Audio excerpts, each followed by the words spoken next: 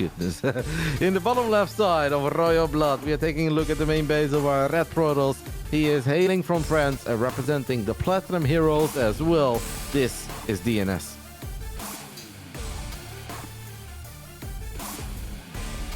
And his opponent spawning up in the top right from Storm Gaming. It is Gerald.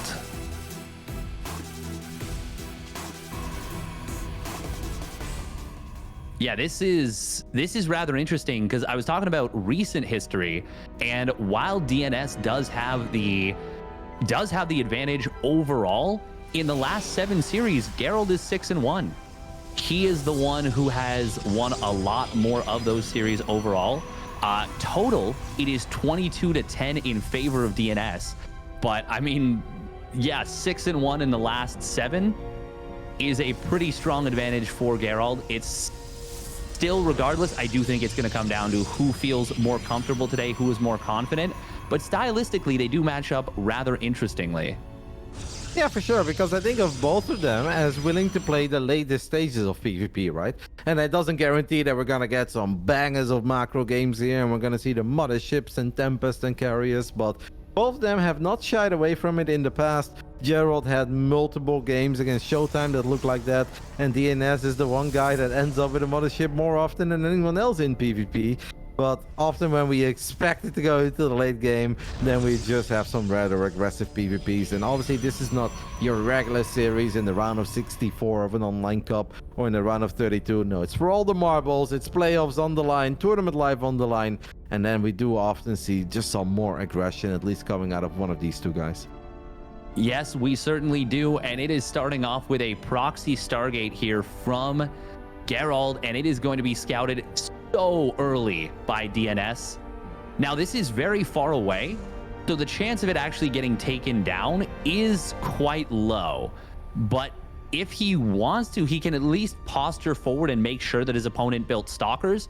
And if he does check forward, he'll see that it's actually Adepts, and he would be able to deny that. Oracle, maybe it'll be really close. No, I think the Oracle will still get out, right?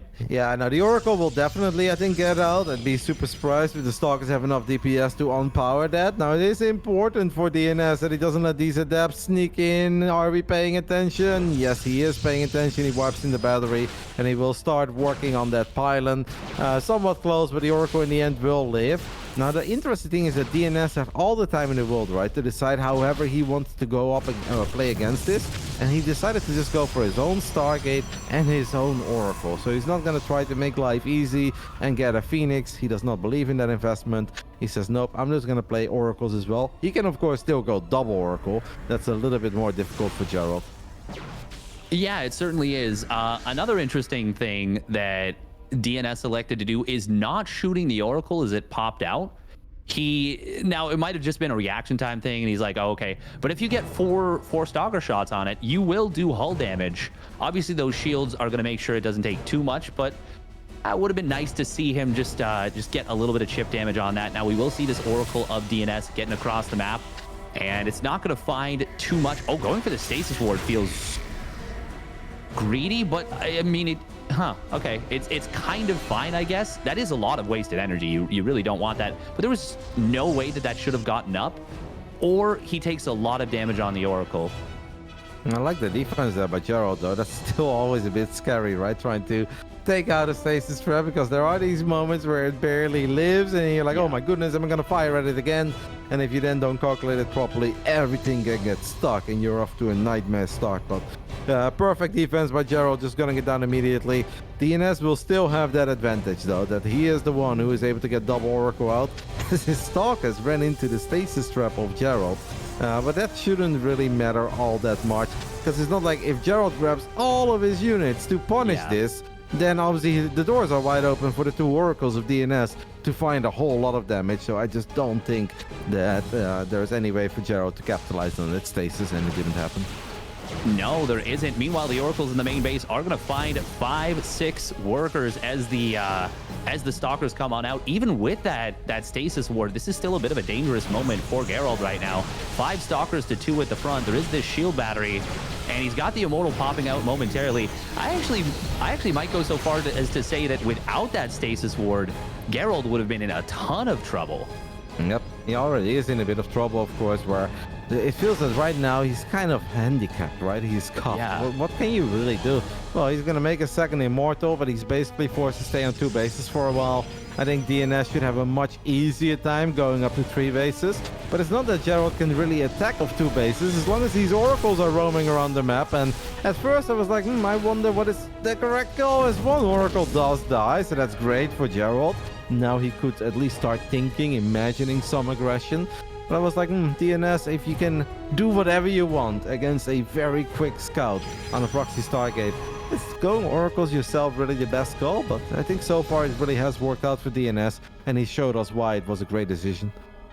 Yeah, the nice little pairing of the Stalker aggression with those double oracles. It certainly puts him into a good spot. Losing the 1 oracle is very unfortunate because now he won't be able to 1, pen Gerald back, and 2, force the Stalkers to kind of split up to defend. But Blink is done now for DnS. Gerald with an excellently placed Observer. He does need to get his Immortals kind of in the middle. With this Observer, he can see exactly where his opponent's army is, and DnS is going to start to sharp in at the front. But with 3 Immortals, as long as they're in position, they should get nothing done. Nice job, though, baiting out the second barrier. Yep, so with the War Prism on the way, Gerald, like, how do we do it? Yeah, that's a rather funny stasis trap. Yeah. In before Gerald still walks into it, and the entire army gets stuck, and we're like, no, how did that happen? It was a 200 IQ big brain stasis after all. The Revelation goes down, nice blink there by DnS, punishes it, knows that the Immortals are not quite in the position, loses 1 Stalker himself in the end, but still obviously got a 2-for-1 trade. He'll take that any day of the week. And right now it's a very simple game for DnS. Every second that goes by is a good one for him. He's got more probes, he's going up to 3 bases, and Gerald is going to become more and more committed with each passing second. Now, okay, nice blink there, gets the second oracle, and now it should be possible for Gerald to make it to the other side of the map. Maybe there's still a tiny window where he can fight and DnS does not have charge, but I don't know if that's possible. 4 Immortals, by the way. That's so many Immortals on the side of Gerald. Yeah, that is a ton of firepower right here. Oh my God, there's another. No, that's Gerald's Stasis Ward. Okay. So I think he actually set the counter trap in response to the Stasis Ward being down, just hoping maybe his opponent moved through there, thinking it was a safe spot. So kind of a clever move that unfortunately doesn't pay off. I think the big thing, DnS needs charge right now. As long as that finishes, he should be in a good position. Oh, he's just going to blink forward. He gets the War Prism, and now the Immortals cannot get shuffled back. And actually, never mind. He's just going to be completely fine. Sniping that War Prism was all he needed. Yeah, but there's still a pylon on the other side of the map, so if DnS decides that he wants to be aggressive, he could potentially use that pylon, even if it's slow warping, so it can obviously help.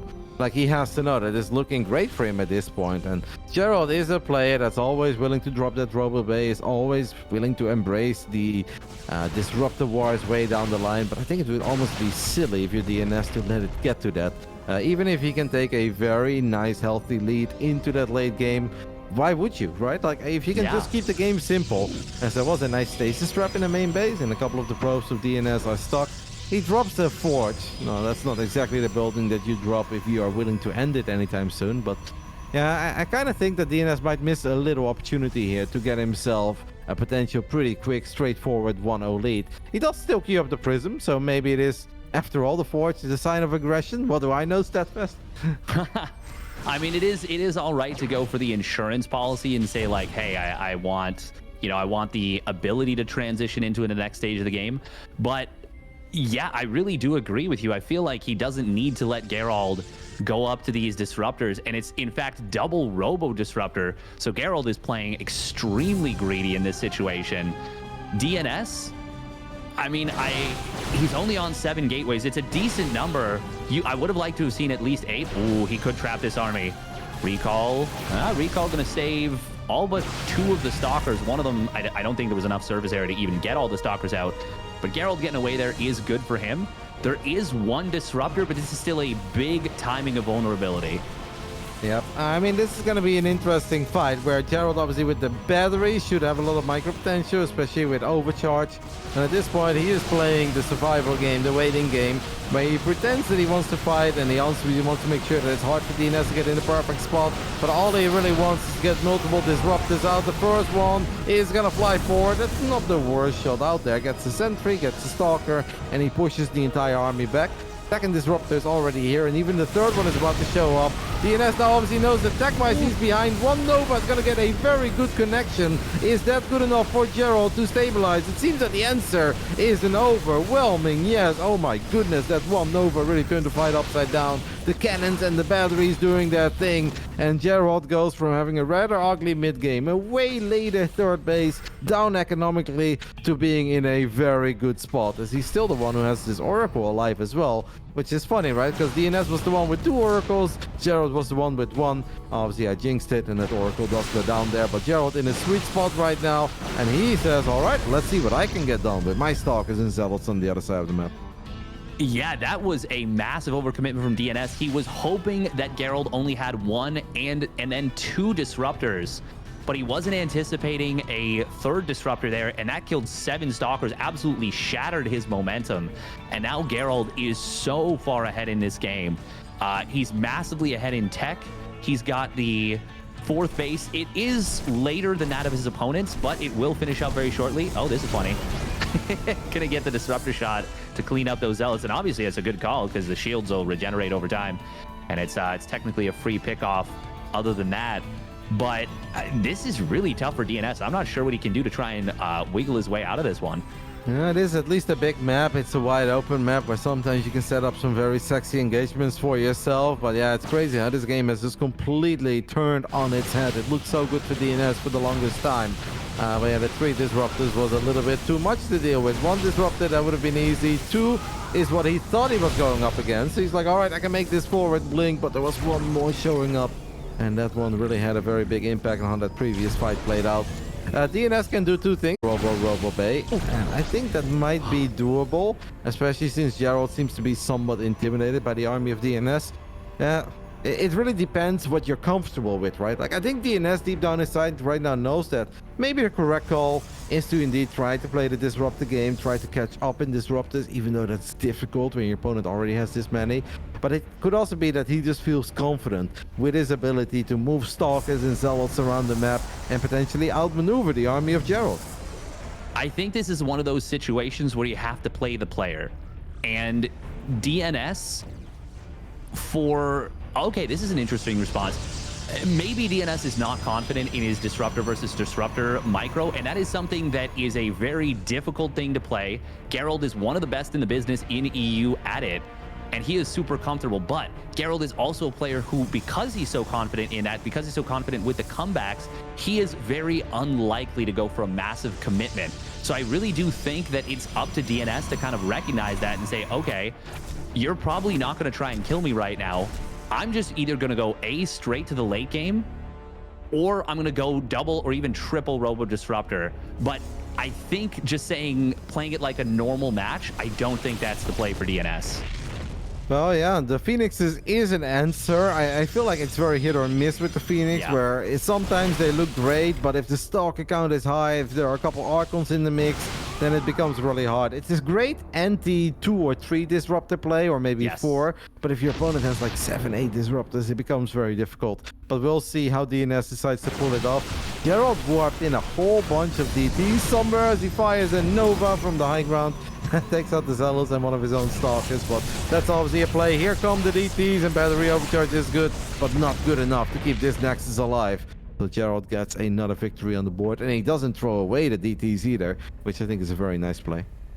Yeah, the fact that he saves as many of them as he did. How many did he... I think did he really only lose 1 DT for that?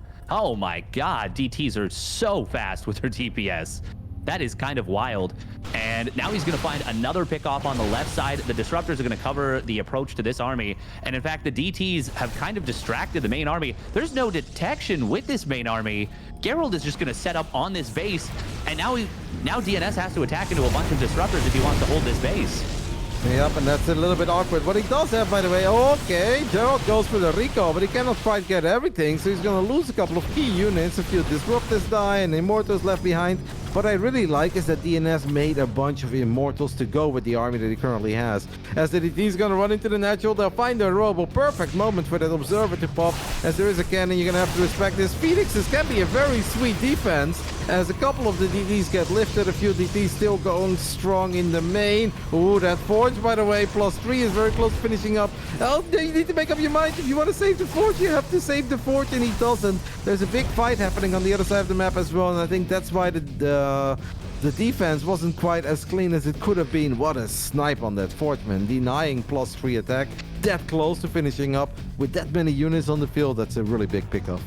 It is a huge pickoff, and I mean, Gerald's +3 weapons completed. You talked about motherships in the late game and how DNS is the most likely to go for it. Gerald preempted him. He's now got this mothership popping out in about 10 seconds, 5 seconds. And I mean, this is an army where DNS, you said it earlier, it really isn't going to scale particularly well in terms of like going up against large numbers of disruptors. Now, the number of disruptors did get knocked down. We are going to see a bit of a fight coming on in. More disruptors being used on these probes. We are going to see a couple of mortals getting picked off. Gerald punching in before his mothership showed up, and now he's on the bottom of a ramp. This is a really sloppy fight from Gerald. He should not have committed here.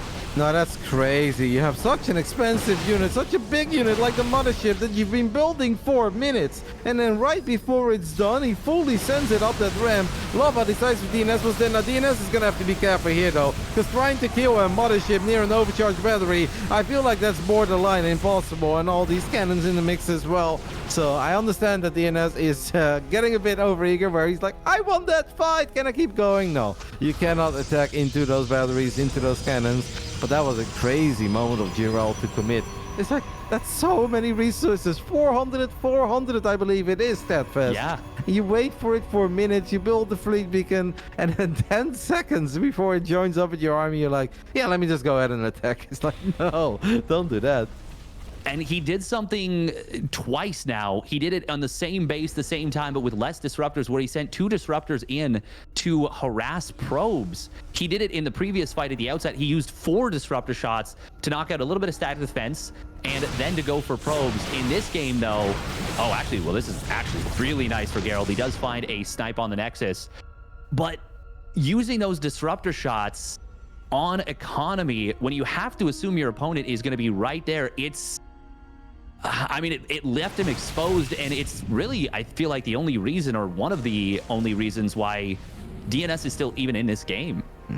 I mean, this has been a great game with a lot of twists and turns, right? There's no other way to put it. DNS had a good start, but then had that fight at the top base that we thought maybe if he wanted to attack, he should have gone a little bit earlier. Obviously, as a player, it is hard to figure out all the perfect timings of when to go for it. After that, he was behind. He was even in a whole lot of trouble at a certain moment, but he's really starting to turn this into something for himself, even rebuilding that forge. Gerald probably had a proper scare, but he's like, you know, in the end, I still got my mothership out. I still managed to force this game to drag on, and we're gonna try to do it all over again. 37 Stalkers on the side of Gerald. That's a whole bunch of them. The Novas fly forward. The Phoenixes do a good job in lifting them. One Nova does finally connect, though, and there are so many shots still coming through. But DNS did a great job in avoiding all but one of the Novas. Now wants to maybe get that mothership, but the motherships have a lot of PvP. It's hard to take it out in PvP. What a chaotic fight. And as long as the observers survive, I want to say it's good enough. Recall. No, yeah, it's been recalled out. Alrighty, well, that's a play too. Yeah, it is. I mean, he will save it. Nice playing forward, snipes the observer from DNS, and now he gets back to some static defense. Battery overcharge is going to help out a lot. The Archons, he needs to blink to the side to let those Archons into the fight, and he will do so, but it's mostly a defensive blink, it looks like. Once again, Gerald attacking in a very strange position. Disruptors are so good in this matchup, and they're so good on the defense, but when you try and attack in and get aggressive with them, even when he got that huge shot, I mean, the vision for DNS, he saw everything with the observer on the right side. That observer on the right side, it's gone now, but or actually, I think it's just with the army. That was the Bio move quickly. Sorry, Steph. Bio quickly show units lost resource step. Satfest, we knew it was going to be close coming into this game. This has been a crazy game. After 20 minutes there before that probe died, but if one more probe dies, it's still literally dead even to the dot. I mean, that really says it all. This has been a wild game between two players that we thought are close to one another. It took us a very different route to get where we currently are, and even now they're working with different army comps. But the fact that they lost the exact same amount of resources in a 20-minute crazy game, I always think is awesome. Especially when they're going for such drastically different compositions. Gerald, once again, is going to find DnS out of position, and he will snipe down this Nexus. Battery overcharge, not going to be able to save it. Gerald has made a lot of these types of moves. He does have to be careful with this kind of thing, though, because even though it's worked out for him the last 2 times, and he is really ahead in economy, you got to be so careful about those kinds of moves. It's paying off for now, but that's the kind of thing that if DnS catches him one more time doing that, I mean, things could go very poorly for Gerald. But at the same time, 9 disruptors with only 4 Phoenix, 5 Phoenix now, and no disruptors for DnS. It's going to be really tough for DnS to take an effective fight here. I think so. It just kind of feels that DnS pulled off a few miracles, had a couple of great fights in this game. Obviously, had one bad fight early on when he was actually the one in the lead, but he did an amazing job a couple of times, but eventually you're going to have a fight that's a little bit less amazing, right? Your Phoenixes will die before they lift the Disruptors. The Novas are going to have a much bigger impact. Gerald's army is bigger. It's better, it's more powerful, it has more potential. I don't know how much longer DnS can do this. If he wins another fight, I'm gonna be so thoroughly impressed. But it kind of feels that with the upgrades that we're looking at as well, I think that this could very well be the final fight, because this army of Gerald, I just don't see how you defeat it with the army of DnS. Yeah, it's gonna be really tough. Now, what could be a very cool move right here? Blink into the main base, recall the rest of the army into the main, and then just gut it. And then, you know, if you get in trouble, blink the Stalkers out and then recall the rest. That could be a very neat move. But Gerald, he doesn't need to get too fancy. The Disruptors, 4 of them coming out. The Phoenix is not in position. The Disruptors get massive connections, and Gerald finally should be able to do what he has been doing for a while. Very big blink forward. Will depower a cannon, but that was not the move right there from Gerald again. Yeah, that was a weird blink towards the end. It started off so good because he was able to fire all the Novas. Now he needs to do whatever he can to save at least a couple of these Disruptors. I still think Gerald is fine because of his big bang, and he is running back towards his static defenses, towards his quick reinforcements, and with that I think he's going to be fine. There's no way that DnS can keep pushing into the batteries, because battery overcharge on a unit that has as many shields as the mothership does, yeah, that's almost impossible unless you have enough to one-shot it. That fight started off so good for Gerald, and I would still say in the end it was a victory for Gerald. Yeah. Especially based on the economies that we are looking at. But yeah, the one blink that made you go crazy was indeed a bit wild. It was, and it's why DnS once again is still in this game when it feels like he has no business being in this game. Upgrades are kind of hilarious in this game. They're like all over the place. Gerald, oh, nice snipe on the Oracle. He is still sharking around with these Blink Stalkers, but even though Gerald is in an amazing position, he is absolutely ahead. Oh, and this is going to be really good. Nice. He will be able to two-shot this pylon. Very nice, recognizing the target there instantly and being decisive. Meanwhile, big fight on the left side. It's just going to be the Stalkers kind of sharking around. Anytime you let your opponent survive when they should die, like it makes me a little uncomfortable in a series like this, you know? For sure, but Gerald also just seems to be absolutely loving games like this. Yes. And it's sometimes maybe even on the big moments where there's a lot of money on the line, it's important to have fun, and Gerald is having the time of his life. He loves these kind of games. I cannot save all of the DGs there, but the Phoenix is gonna have a hard time dealing with that Arc. The Archon is stuck! Oh my goodness, this may be the coolest Archon kill. No, it's not stuck. The new Archon is so tiny. Man, that would have been so cool if we got one more pylon there. To kill the Archon like that, I would have loved it. But Gerald is gonna send some forces over, keep the Archon safe, and once more, just don't know how much longer DnS can do this. He has battled very hard. He has done a lot of great things in this game, but in the end, Gerald has the better army and a much bigger economy. He's got way better upgrades as well. And I think that we are getting closer towards our final fight as a couple of Novas come in from way downtown. I mean, DnS is gonna maybe have just one more proper shot, right? But he needs to take the fight of a lifetime, and he needs to see Gerald mess up a little bit once more. And unfortunately for DnS, I just don't think Gerald does a whole lot of messing up in PvP late game. No, and even though I've been a little bit critical of his aggression, he's had the bank, he's had the economy, he's had the tech to do it all, and he gets another kill on this base. Disruptor's getting hucked out and will just ravage the army of DnS. The lifts are not in time. Another time warp comes on in, and these have actually been quite helpful in this fight. This time, this blink is not going to be too aggressive. It will close the game out, and Gerald, it was a bumpy road getting there, but he takes a 1-0 lead in this series. After 20 minutes, unit lost, resource tap, dead even. I think that kind of says it all.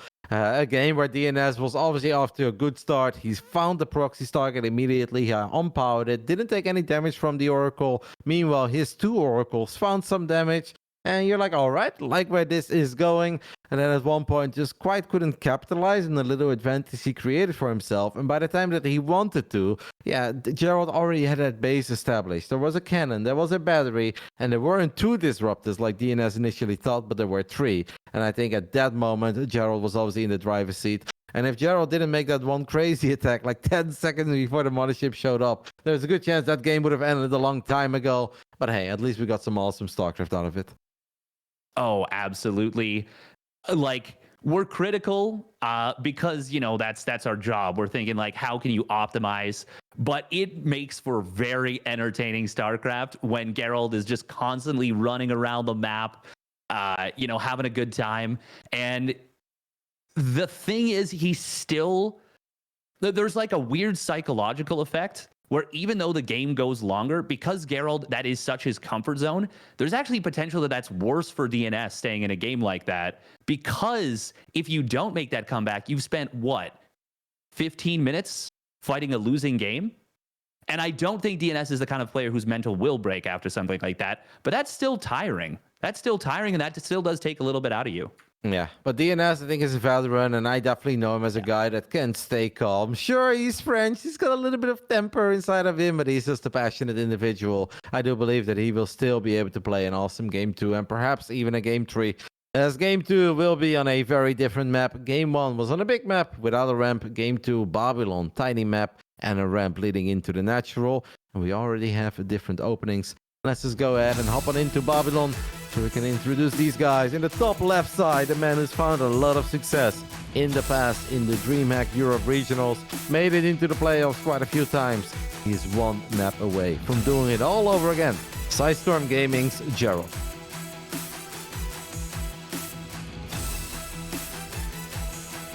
And his opponent spawning down in the bottom right for the Platinum Heroes. It's his time to dig deep. He needs your energy. Give it up for DnS. Oh man, you can really see that this is the special day that we were looking forward to, with a lot of games that we A, thought were going to be very close, and B, it's tournament live on the line. These guys really are battling. They're giving it all they got. And I don't know what's going to happen in the upcoming 4 series that we still have ahead of us, but what I do know is that this has already been an awesome day to watch some StarCraft. Yes, when the pressure gets dialed up to 11, that is when the true test of grit and determination and, you know, just will really gets turned on, and it's so cool to see. And as someone who, you know, I've never been a super high level player, but I've played a couple of relatively high leverage matches. I can tell you that even just a little bit of pressure on the line can really affect your competitive edge. But being down to, you know, the elimination match, that really changes the calculus and really makes it difficult to stay focused. Man, I'm already nervous for map 1 in the round of 164 or 128. 164 would be a bit hard, but I know exactly what you're talking about. The good thing is that these guys are used to it, right? And they live for it. They love it. This is why they still play StarCraft after all these years, as that probe got stuck and probe dies to the Zealot. Not the first time that we've seen that today. but that's obviously not supposed to happen. It's always a bad feeling because you want to keep that around for as long as possible. And now you can warp in the Cybercore if you wanted to. No, I don't know if you wanted to, but you're supposed to not lose that. You can lose it to an Adept, that's fine. You can lose it to a Stalker, that's fine. Those are two units that are quicker than the Probe. The Zealot is not quicker, so the Zealot should never kill the Probe. No, there are situations where with the Probe and the Zealot together, and we saw that from Max Packs in a series versus Mana, where you can zone it out and it becomes a really intense micro battle and a really fun one to watch. No shield battery, by the way, does make this a little complicated for DNS, but he will throw one down. And Gerald, I think by the time the 3rd and 4th Stalkers show up, if they are going to be going across the map, there should be enough to hold on here. That is kind of the fundamental of why this gate expand works, is everything times out just well enough when you've got that ramp to make the difference. But yeah, it's really interesting to see all the little minutia. Gerald, by the way, he Stasis. It's a trap. The battery almost worked against DNS there, right? Because I feel like the battery's scared as Rico has been used to make sure that this Oracle cannot do its thing. Those Stalkers got a lot of shots off. That's a really good feeling if you're Gerald, where you're like, all right, now it's going to be a whole lot easier to deal with these Oracles, especially since DNS has already queued up Oracle number 2. And I almost wonder, like, if you have taken that much damage on your first Oracle, is it worth to not go double Oracle? But maybe this is just the game plan all along. This is the build he believes in, as he takes even more damage that fast just to drop the Revelation. I'm not sure if I'm a fan of it. Yeah, and the thing is, he didn't need to. He could survive 2 Stalker shots in order to get the shields fully. Like, if he waits for the shields to get fully back up, he will survive 2 Stalker shots without taking any hull damage. So he could have just waited a little bit longer and dropped the Revelation without taking any additional hull damage. I get you want the Revelation right away, but chances are Gerald's not going to put something relevant right in range there. And he already had spotted the Twilight Council, I believe. So yeah, I'm a little... The Oracle movement has been somewhat questionable. And I do agree. I think getting that second Oracle, it's going to be hard to find as much value with it. Now, he does find that Probe moving out, and he's able to pick it off, but you certainly want more than that. Yeah, it's tough, but obviously still a very playable game for DNS. One thing that I liked, by the way, was the placement of DNS's battery in his natural. Very often we see that battery as part of the wall, but I really like it. Just way back there will still allow you to heal up everything that's important, and it's just a little bit less likely that it's going to get picked off early on. It's like not something I see all the time, but I'm a fan, StatFest. Yeah, I'm with you on that. I like it a fair bit, and it's far enough back that it's more difficult to scout too. So if it had remained hidden, maybe Gerald thinks there's no battery there. Maybe he overcommits a little bit more, and obviously you see the battery getting its shield generation, but maybe that skirmish never happens, and then Gerald checks in without attacking, and he blinks forward really aggressively, and then he's like, oh, there's a battery here. It's unlikely, but it's anything that you can create an opportunity for free is always a good thing. But we got to hold that thought, because there is some aggression coming in from DNS. Yep, and DNS is serious about it. Kills the battery, by the way. His Oracle does seem to be in a bit of trouble. He lost one of the Oracles, but the other one lives. Now he's thinking of going for the Nexus altogether. I like how that Sentry shows up early. He's like, hey, I'm here. Sentry actually did a great job in buying time there. If Gerald ever saves this Nexus, I think we have to build a statue for that Sentry. That does end up falling, but DNS now looks at his right and says, I like it. I've got the Superior Concave. You still don't have a battery here. In the end, changes targets. We'll get the Nexus and a great fight against the Stalkers. DNS in a good spot. Now needs to respect the Immortal, though. Will he respect the Immortal? I mean, does he need to respect the Immortal with no shield? Okay, now, yeah, as Gerald gets up to the high ground, I actually don't hate DNS going even more aggressively in there with how many of the Stalkers were super low HP for Gerald. If DNS had jumped right on top of that before the additional warp in, and Gerald stays on the low ground, oh, well, he's going to go even now. He takes down that Immortal very quickly. This might be a little over aggressive, though. Gerald does have a lot more Stalkers this time, and we'll get a nice job on the rocks. takes those down. And now these Stalkers, they're blinking into the corner. They are so trapped. What a brilliant maneuver from Gerald. Oh my goodness, I love it. I still think the blink forward on the Immortal was a little bit unnecessary. But DnS goes from an amazing spot to now a slightly more problematic one, as he just lost way more Stalkerinos there than Gerald ever did. As Gerald is going to run into a stasis, so he's going to have to cut the chase, and he's just going to have to maybe wait until his Nexus finishes up. I love it, man. Those rocks, they were better than Bruce. And he's like, all right, I can just go ahead and knock them down. It's going to make it harder for you to reinforce. And indeed, since DnS was blinking backwards into the corner, not to the low ground, yeah, every single Stalker was stuck and was eventually going to get picked off. That was an awesome fight. I am not sure if I love the blink on the Immortal, though. It's like, maybe it works out, maybe it doesn't. But the better question is, why? Like, why did we make that blink? Yeah, we already got an amazing fight. We already got the Nexus. We got the Sentry. We got the Battery, the Pylon. It's like, is our game suddenly a whole lot better if we get an Immortal too? It's like, no, let's enjoy the fact that we're a 3-base Protoss and our opponent is a 2-base Protoss. And let's build up a slightly bigger army. And then we can make some crazy forward blinks. Because now it feels that all the great things that DnS did for themselves kind of up in vain, right? And we're just back to where we were all along. Yeah, and even to highlight that point a little bit more, those Stalkers that were low on HP during the fight, they had a little bit of time to regenerate some shields. They were actually more effective. So it wasn't just that Gerald, you know, warped in more units, was in a better position. He also had more HP on the units that he did have. So they became a little bit more combat effective as well. Just everything about that, it's a fine line between, you know, YOLO and calculated aggression. And it didn't work out for him too well. Gerald, he is going to get into the natural expansion. There's nothing here for DnS. He's going to warp in, but he is going to lose quite a few probes already. Nice blink. Oh, very nice blink on the body block. We'll save probably 1 or 2 of those probes. Actually, probably saves like 2 or 3 even. Yeah, that was well done. Adepts obviously will fall in the end, but that is what they are made for in this phase in the game, as Gerald is just once more embracing his disruptive play. DnS is a 4-base product himself, still has a little worker lead, despite the fact that he lost those 4 workers. As Gerald even goes for very quick observer speed. That is our beautiful blue upgrade on the top side of the screen. And I do think if you want to play Disruptors, this is one of the most important upgrades, especially against a man who loves DTs. And we saw that in the previous game. DnS does like his DTs. Gerald likes his DTs as well, but he probably feels that he cannot do everything at once. And so for him, the focus is on the Disruptors. Army positioning always very important here. Force field could still have a pretty big impact on how some of these fights play out, as DnS makes a forward blink that needs to be very careful, because that means that you cannot avoid the Novas. Only loses a single one there. Could have been worse. Could have been so much worse, yeah. I'm not sure if I like the force fields over the Guardian Shield. I think the Guardian Shield might be a little bit more value, but I get going for the force fields, especially when it feels like his opponent's kind of encroaching in a really uncomfortable position.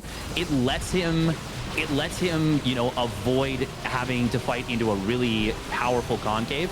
Gerald, by the way, does see these rocks getting picked off and will recall this army.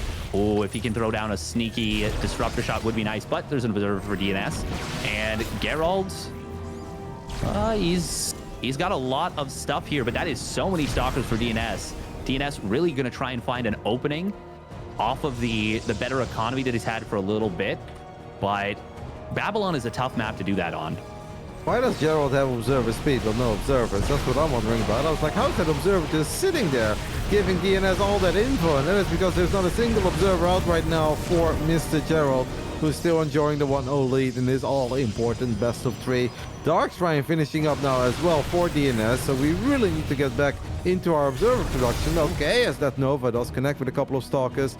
DnS has created a pretty healthy army supply lead for himself. He also has an upgrade advantage as he runs forward, snipes 2 Disruptors, and gets out of there. Beautiful plays by DnS here. Yeah, and I was just saying it's going to be tough to find openings, but I mean, if your opponent doesn't have observers and you get to see their army for free, that's really nice. Zealots are going to get in on the left side. Battery overcharge and cannons will buy a lot of time, but this is still too many Zealots to just ignore and just to warp in against. There we go. The Stalkers are going to blink it on the left, and that will leave an opening for DnS to come in on the top side. He will be able to find a little bit of an opening, but the Disruptors are going to zone him out, at least for the moment. That will allow Gerald to avoid having this get out of hand, at least at least too much. Yeah, I mean, that's a beautiful concave of Stalkers, but eventually DnS is going to be forced to disengage with the Novas flying his way. 9 DTs, I believe that's the magical number. M. Canning is clapping as we speak, as Shadow Stride is being researched as well.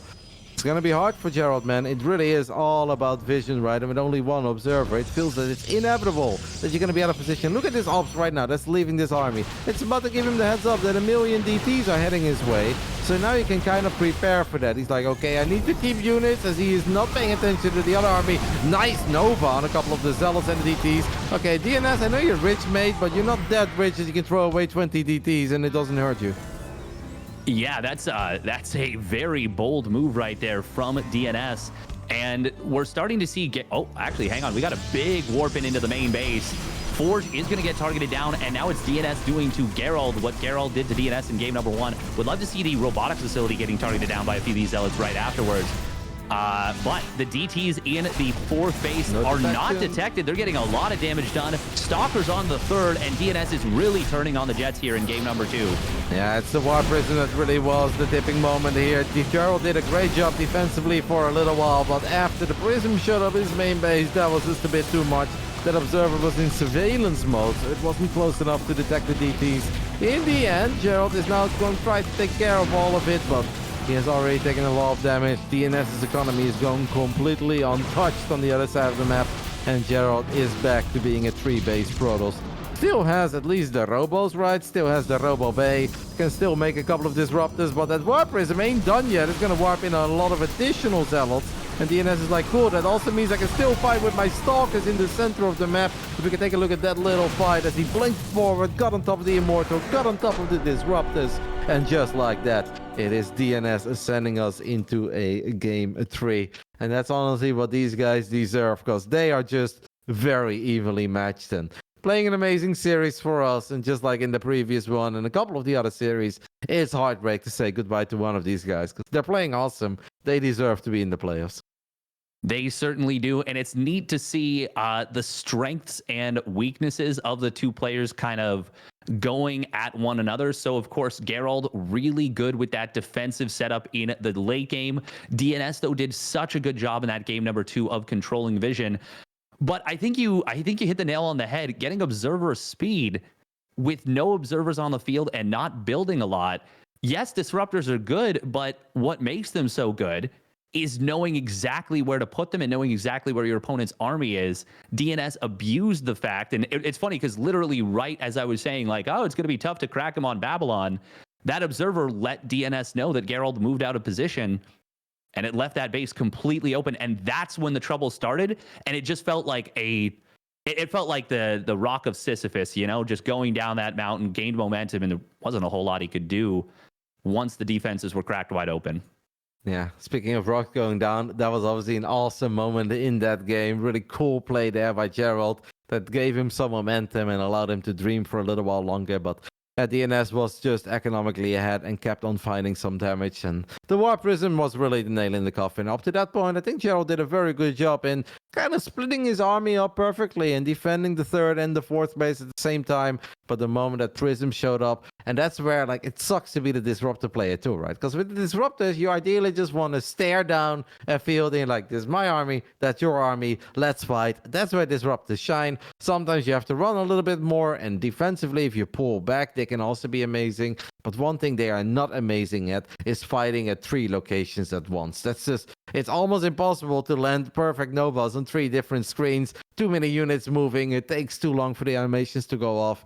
So that was very well done by DnS. That was clearly the way he wanted to play against it. And it wasn't easy, but he got the job done. No, it was not easy, but like you said, got the job done. And that is what Sunday is all about here. This is not do your best day. This is get it done day. And we're going to see which of these two players can get it done. Once again, it is down to game number 3. It's going to be Gressvon. Let's get into it. One last time here for these guys. In the top left side, representing Storm Gaming, we are looking at the main base of the Polish Protoss.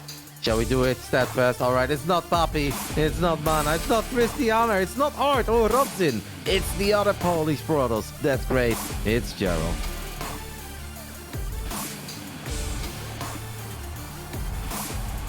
and spawning down in the bottom right.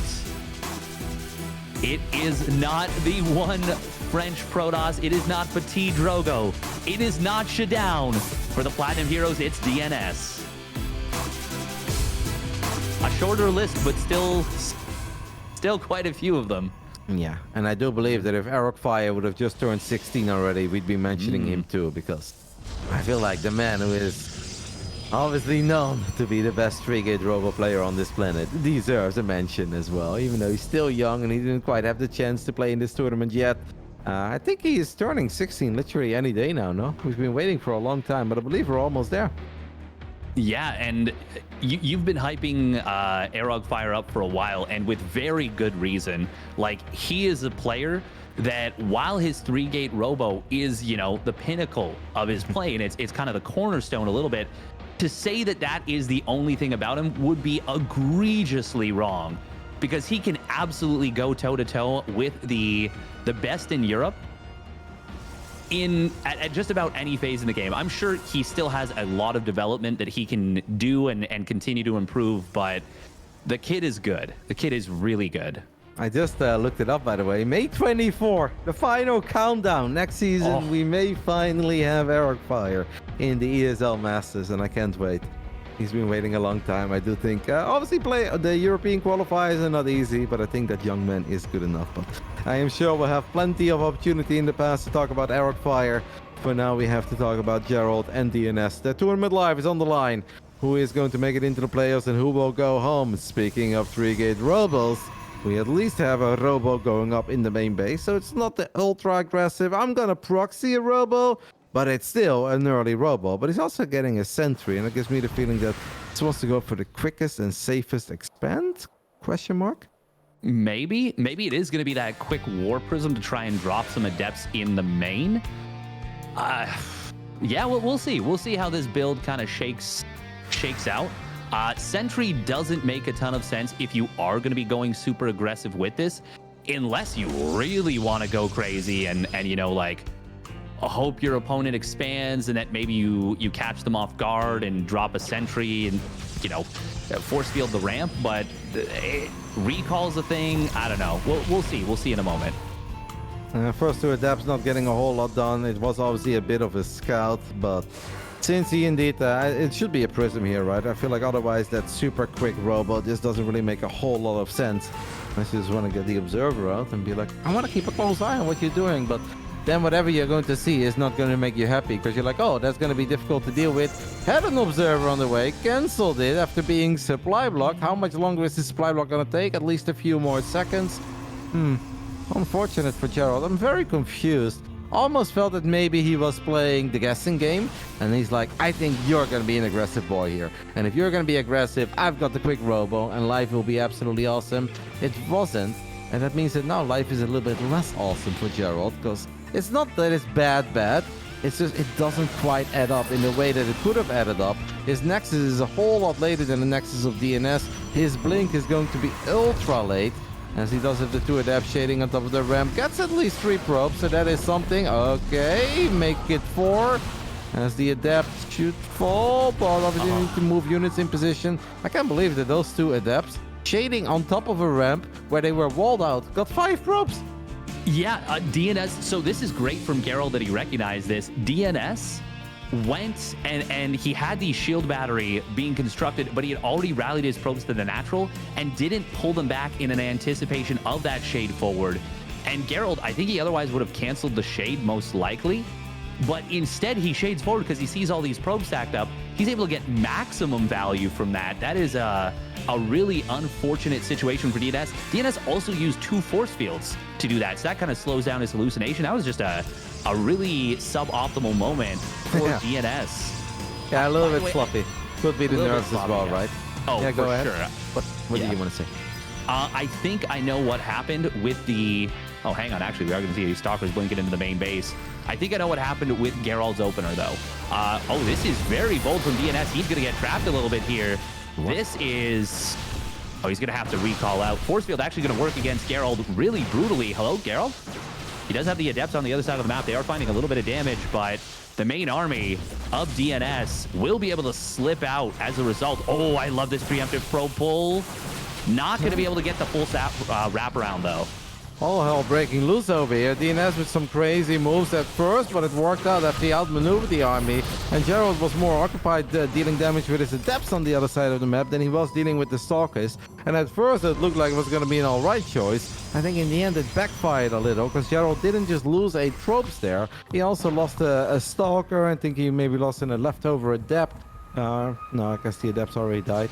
I still like it more for DNS, as he's the one going up to 3 bases. That 3rd base is even done. Gerald only now warping in his own nexus. Yeah, I think that was a much better situation, or it should have been a better situation for Gerald with how quickly he jumped on top of what his opponent was doing. He's got to be a little bit careful here, by the way. These stalkers, they are pretty far forward. I think he's trying to bait a blink forward from DNS with the Immortals on the high ground. And this is a really weird fight. It's like no units for Gerald, but DNS doesn't want to attack up the ramp because it's 3 Immortals here. And it will just kind of be a disengage. Overall, it ends up being a surprisingly even trade. But I think Gerald saving his army there is actually... that could have been really bad for him if he loses everything. I feel like both of these guys at this point have kind of lost track of this game, right? It's obviously a super high pressure situation. They've had 2 bangers of PvPs with a lot of units going down all over the place. And now you're 8 minutes into Grass 1 and this already feels mentally like a marathon. Like, what has happened in this game? Where are we? Why are things playing out the way they do? Because none of this has been particularly standard. Sure, the units we're building is standard, but the flow of the game is so different than the majority of the PvPs that we are watching that I think both players are a bit confused. I think if DNS just keeps track of the bigger picture where it's like, hey, more probes is better, quicker bases is better, I think I'm doing fine. He should know that he's doing fine, but it's obviously still very chaotic, as there is a dark shrine that is done on the side of Gerald, and DNS has literally 1 observer on the moment, and that observer is chilling between the natural and the main base. Man, DT drop in the main could hurt so much. That could really be the great equalizer for Gerald. Yeah, it really could. And this pylon surviving for DNS from earlier could actually be so big for DNS. Gerald gonna try and outmaneuver this. Can he slip around this Nexus? There is a path. The Nexus doesn't have a ton of vision. Oh, he's just gonna go for the cancel. That's not enough with these DTs, I don't think. No, this must have been so scary, by the way, for DNS, because he did build a 2nd observer, but he lost an ops. There was a double kill of observers in the center of the map, where Gerald killed the observer DNS, DNS killed the observer of Gerald. But obviously, if you're DNS and you see 3 DTs and you only have 1 observer, that's proper scary. But in the end, he will be fine. He has now chrono boosted out a whole bunch of them, actually. Yeah. 3 in a row after losing 1. So he went from 1 observer to 4, basically.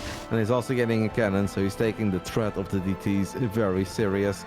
Gerald's just like, all right, I've shown you that I have DTs. I've shown you I've got a prism. If I were you, I would stay at home. And while you stay at home, I'm going to try to go up to double Robo and the Robo Bay, make a couple of disruptors. And I'm just going to do what I do best, and then let's play some late game PvP. Yes, but I think going into the late game, and I do agree with you, it's going to be really difficult for the players to recognize their positions in this situation. I do think this is the worst game for Gerald in terms of positions as we go into this late game of the 3. Now, we're going to see a recall. This is a little funky, but I mean, it's fine. It's I guess good to save it. But it would have kind of been fine to just keep it there at the same time. Yeah, this is going to be a really dangerous while for Gerald until the triple robo that he's gone for, which I do like, by the way, until that really comes online and he actually gets a decent disruptor count, because this is a huge army from DNS. Yeah, I think that's why we had the recall, man. Gerald just knows that he needs every single unit out there to stabilize. If he still has those DTs on the other side of the map, those could be an Archon, and he needs the Archon defensively. He fires 1 Nova forward. I'm sure the DNS still a bit traumatized about the fight earlier on Royal Blood, where he's like, it's just 1 disruptor right now. It's 2, never mind, it's 3. That's where it all went wrong. Once more, battery positioning is very good on these guys, as we have a couple of blinks forward. It's pure Stalker left over for DNS, and that should give Gerald some confidence in those 3 Immortals. But if the Immortals are exposed, Stalkers in big numbers, can be excellent against them. Man, this is such a nail-biting moment, right? Like, can Gerald hang in there? Can he save this 4th base? Because if he does, we could have another epic game on our hands. But if DNS just fully sends it, there is a chance that DNS will end the game here. There certainly is. Battery overcharge is still available for Gerald on a very well-placed shield battery, but he loses the Nexus, and that is so painful. DNS once again winning the vision war with these observers, and now he's going to try and move in. Cannons, though, will deflect these DTs, but they are going to distract, and Gerald will once again lose this Nexus. Good job on the cancel. Very important that he gets that, and he saves the observer as well. But DNS is taking a massive economic lead now. Yep, and also just the way that he's posturing that army, right? Like on the top of the ramp saying like, hey, you are not going to get this base easily. If you want to do it, you're going to have to put yourself in a vulnerable spot away from your batteries, away from the immediate reinforcements. But the army of Gerald is becoming more and more scary, though. Oh my goodness, the forward blink, how's it going to play out? He sniped a couple of the disruptors. Sure, the immortals were great, but the disruptor snipes were even better.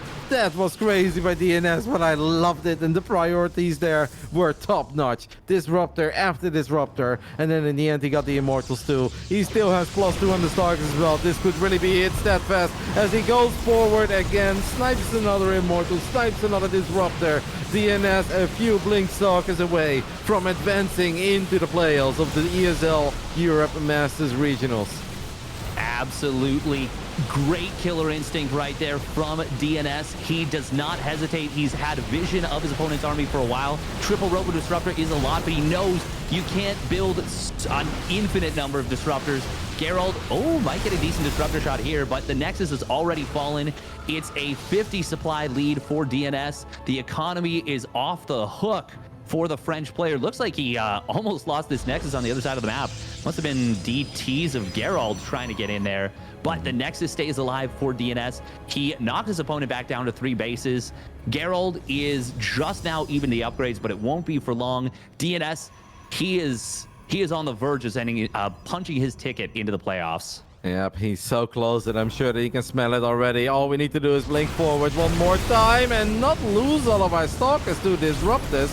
I mean, sure, he can still smell it, but that was a bit scary as he loses a whole bunch of them. But he can see that the leftover army of Gerald is tiny. DNS can continue doing this. But I'm sure that put a little bit of fear into his heart. And he's like, all right, let's just keep on going, keep on pushing. Let's see how much you got. As he does manage to avoid that one. Another forward blink, snipes all the disruptors. And I believe Steadfast that is going to do it as long as he doesn't lose his observers. He just has too much stuff. His economy is too big. Gerald has played one hell of a series, had his moments, had his novas, but it will not be enough for the man from Poland. It is DNS who advances into the playoffs